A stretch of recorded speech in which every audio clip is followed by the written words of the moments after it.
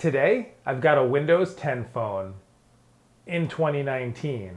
Syed here, and this is the Nokia Lumia 950. Originally released in December of 2015, it's one of Microsoft's last flagship phones with Windows Mobile 10 on it before all development on the operating system was discontinued.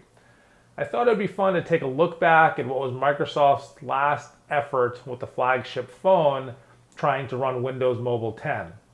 Remember, 2015 was a big year for phones. The iPhone 6s and 6s Plus were released. There was a Samsung Galaxy S6 and S6 Edge bringing curved displays to the mainstream, Google's own Huawei Nexus 6P, and the Samsung Note 5.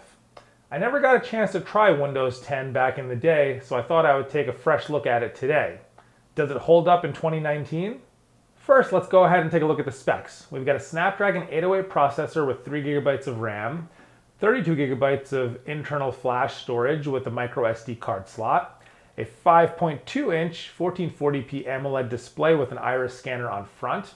On the rear, there's a 20 megapixel PureView camera with the ability to shoot 4K at 30 frames per second and 720p at 120 frames per second. And there's even a 3000 milliamp hour battery with USB-C fast charge as well as Qi wireless charging. These were some seriously beefy specs for 2015. Looking at the phone itself, we have a removable polycarbonate back which gives you access to the replaceable battery, SIM card, and micro SD card slot. You definitely won't find any of these features in the 2019 flagship. A single mono speaker facing away from you.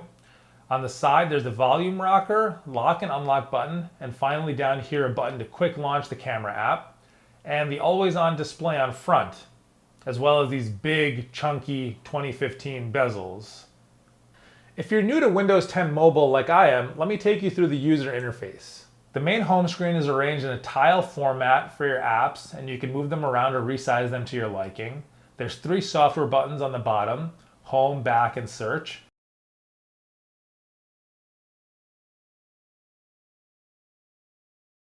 Long pressing back will bring up recent apps and you can close them out.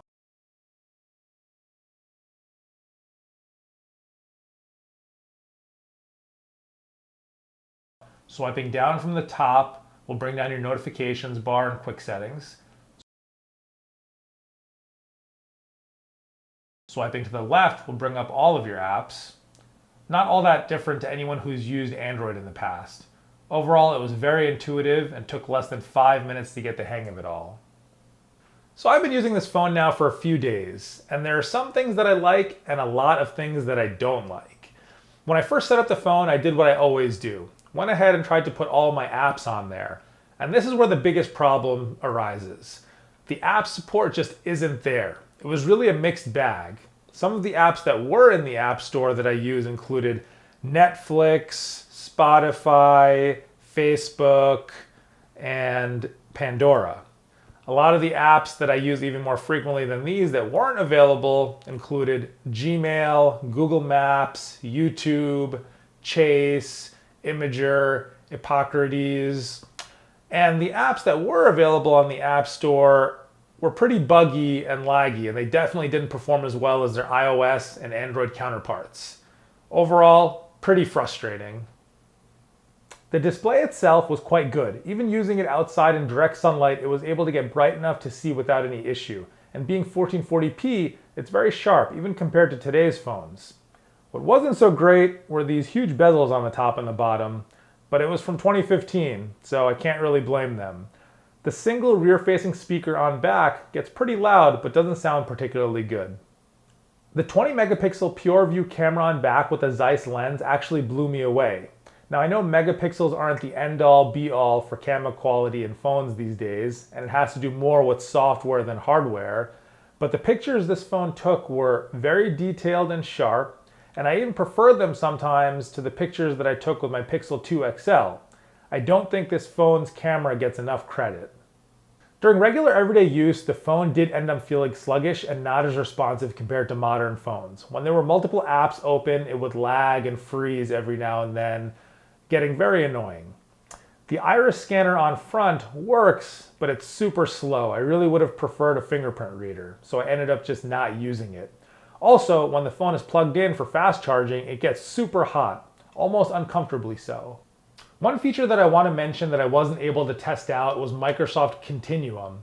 Essentially, you plug the phone into a dock, an external monitor plugs into the dock along with a mouse and keyboard, and you essentially use the phone as a little mobile PC.